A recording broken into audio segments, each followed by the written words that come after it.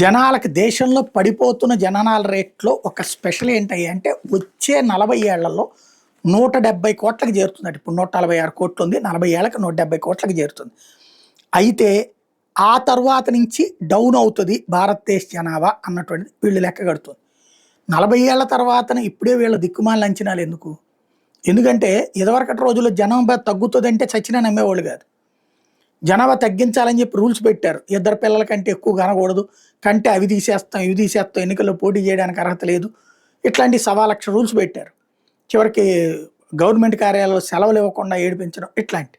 ఇప్పుడేమో అవన్నీ ఫెయిల్ అయ్యాక దానివల్ల జనాభా తగ్గిపోయి ఇప్పుడు మనుషులు తగ్గిపోయేటప్పటికి అయ్యో మీరు కాపురాలు చేయండి, కాపురం చేసినా చేయకపోయినా సరే పిల్లల్ని కానండి అనేటటువంటి తరహాలోకి వచ్చేసినాయి కొన్ని దేశాలు. మన దేశంలో ఇంకా సంప్రదాయబద్ధమైన దేశం కాబట్టి లేదు మీరు పెళ్లి చేసుకోండి పిల్లల్ని కానండి అని చెప్తోంది మన దేశం. ఇప్పుడు కాకపోతే విద్య కాస్ట్ అయిపోయింది, వైద్యం కాస్ట్ అయిపోయింది, ఇవి రెండు భరించలేక పిల్లల కాన తగ్గించేస్తున్నారు. ఇట్లాంటి దశలో రాబోయే 40 ఏళ్ల తర్వాతకు వచ్చేటప్పుడు ఈ తరం వరకు ఫేస్ చేస్తారు. ఇప్పటికే తమ బిడ్డల్ని విదేశాలకు పంపించి లేకపోతే ఇతర రాష్ట్రాలకు పంపించి ఆస్తులు పంచి అద్భుతమైన స్థాయిలో చూసుకుని మురిసిపోదాం అనుకున్నటువంటి వృద్ధ దంపతులు చివరికి వృద్ధాశ్రమాలకు పరిమితం అవుతున్నారు.